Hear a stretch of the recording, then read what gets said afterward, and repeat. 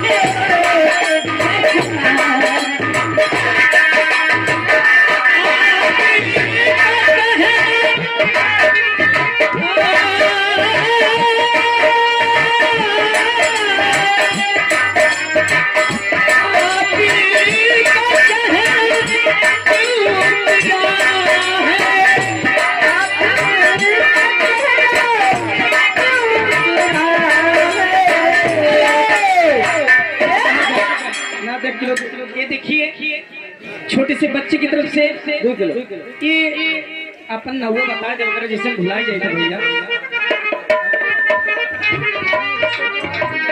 ये देखिए तिवारी भैया के बच्चे की तरफ से ये 100 रुपये का पुरस्कार आया है, खास करके उस बच्चे को कर कहना है।